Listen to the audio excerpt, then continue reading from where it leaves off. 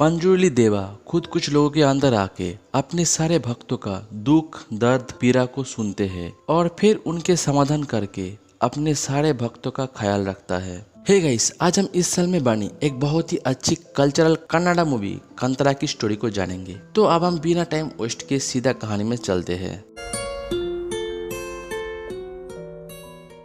तो 1847 में एक साउथ कनाडियन राजा था जिनका विशाल बड़ा साम्राज्य था, अपनी बीवी बच्चे थे। आफ्टर ऑल सारे पंजाबी उसे बहुत मानते थे और उसे बहुत प्यार करता था। बट फिर भी उस राजा की मन में थोड़ी सी भी सुख शांति नहीं थी। खाना पीना सोना सब कुछ भूल चुके थे। तब उसे एक पंडित जी आइडिया देता है, उसे एक ऐसे शक्ति को तलाशना है जिसे राजा की सुख शांति लौट आएगी। तब वो राजा उस शक्ति को ढूंढने निकल पड़ते हैं और ढूंढते ढूंढते एक जंगल में वहाँ पर उन्हें एक पत्थर दिखाई देता है और इस पत्थर को देखकर राजा बहुत ही इमोशनल हो जाते हैं और राजा के मन में सुख शांति महसूस होने लगते हैं। पर तभी यहाँ के सारे गांव वाले आ जाता है और ये पत्थर उनके पंजुर्ली देवा है। तब राजा उनसे देवा ले जाने की मांग करता है, पर गांव वाले उन्हें मना कर देता है क्योंकि ये देवा ही उन्हें हर मुसीबत से रक्षा करता है। और तभी पंजुर्ली देवा खुद एक आदमी के अंदर प्रोजेक्ट करता है और राजा को बोलता है, मुझे तुम्हारे साथ ले जा सकते हो जिससे तुम्हारे सारे प्रियो का सुख और शांति बने रहेगी। बट उसके बदले मेरे आवाज जहाँ तक सुनाई देगा वहाँ तक जमीन इस गांव वाले को दान करना होगा और इनका ध्यान भी अब तुम्हें ही रखना है।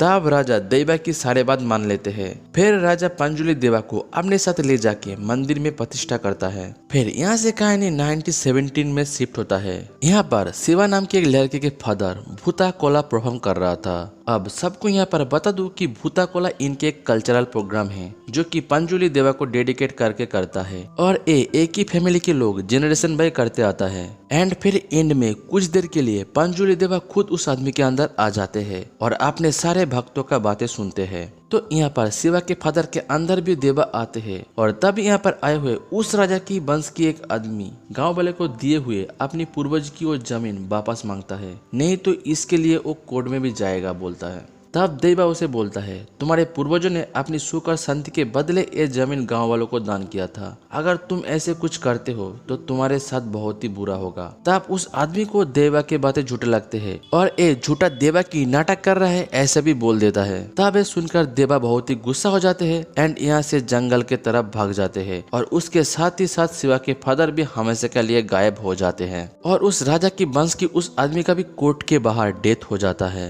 यहाँ से कहानी 1919 में आता है। शिवा अब बड़ा हो चुका है। यहाँ पर बता दो कि शिवा अपनी फादर के जैसे कल्चर फॉलो नहीं किया था। इसके बदले वो अपने दोस्तों के साथ मनमानी आवारागर्दी करते रहते थे, जैसे कि जंगल में पेड़ काटना, शिकार करना वगैरह। और शिवा की फादर के बाद भूता कोला परफॉर्म करता है शिवा की कजिन गुरुवा।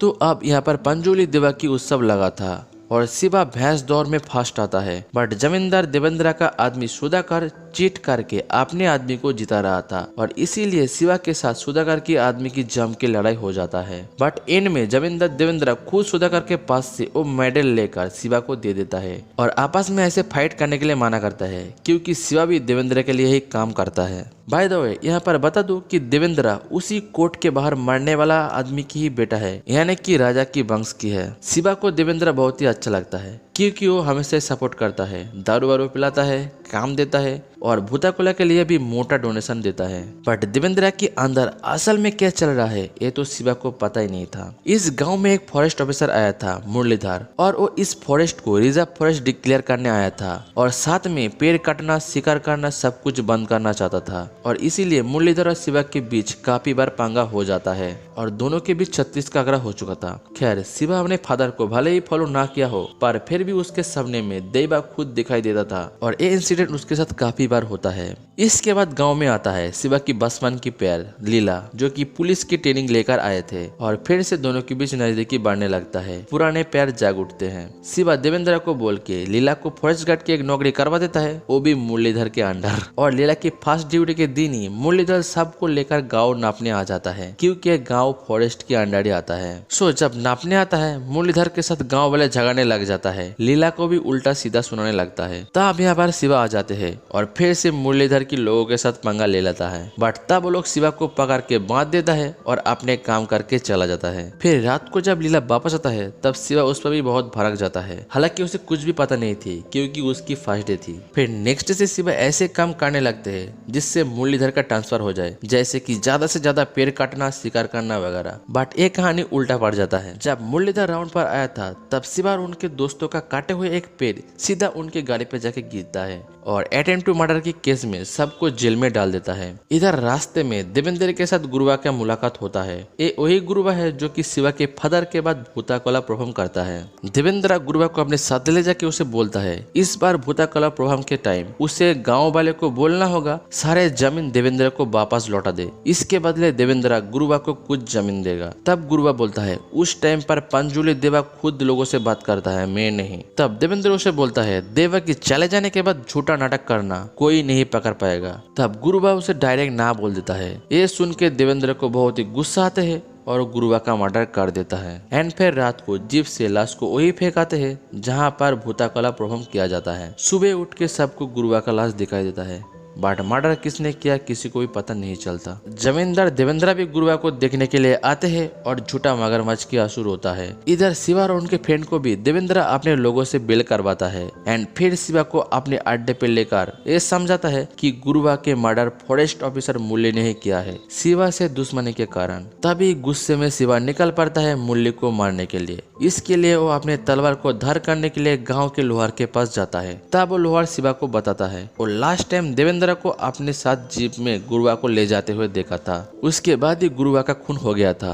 शिवा को अब असली बात पता चल जाता है। यहाँ पर शिवा के पीछे देवेंद्र के लोग भी आए थे और सच पता चल गया देखकर वो लोग शिवा को ही मारने जाता है। और यहाँ पर देवेंद्र का लोगों के साथ शिवा का बहुत फाइट होता है, बट वो सब लोग शिवा से मार खा के यहाँ से भाग जाता है। इधर फॉरेस्ट ऑफिसर मुरली को पता चलता है कि देवेंद्र जमीन रजिस्ट्रेशन करवाने के नाम से सारे गाँव वाले के अंगूठा छाप लेकर जमीन अपने नाम कर लिया है। ये बात जाके मुरली गांव वाले को बोलता है एंड ये भी बोलता है तुम लोग अगर हेल्प करोगे तो ये जमीन रिजर्व फॉरेस्ट डिक्लेयर हो सकता है और तब अगर तुम लोग सरकार से अपील करोगे तो तुम्हें रहने के लिए जमीन दे देगा। यहाँ पर शिवा भी आते हैं और मुरली से अपने सारे गलती की माफी मांगते हैं और एक साथ देवेंद्र का खिलाफ लड़ने के लिए बोलता है। तब देवेंद्र भी अपने लोगों को लेकर गाँव में आ जाता है और फिर गाँव वाले और उनके लोगों के बीच छिड़ जाता है जंग। इसमें दोनों साइड का लोग मारा जा रहा था। शिवा का एक फ्रेंड भी देवेंद्र की गोली से मारा जाता है और एक फलवन ने शिवा की गला दबोच लेते हैं और फिर जब लगा मर गया है तब उसे जमीन में पटक देता है और तब शिवा के सर एक पत्थर पे जाके लगता है। यहाँ पर सबको लगता है कि शिवा मर गया है और देवेंद्र बहुत ही खुश होता है,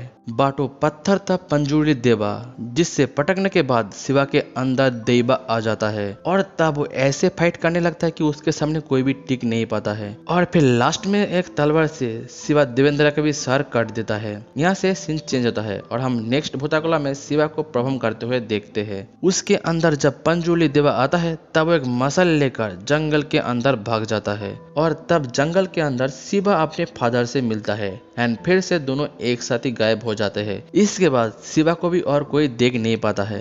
यहाँ से सीन चेंज होके हम एक आदमी को एक बच्चे को पढ़ाते हुए देखते हैं जो कि शिवा का बच्चा होगा क्योंकि लीला प्रेग्नेंट थी एंड यही पर मूवी खत्म हो जाता है। सो गाइस यही था कांतारा मूवी की कहानी। आप अगर असली मूवी देखोगे तो और भी ज्यादा मजा आएगा। आपने अगर देख चुके हो तो आपको सबसे अच्छी बात क्या लगी इस मूवी में कमेंट्स में बताओ। फिर मिलते हैं नेक्स्ट वीडियो में।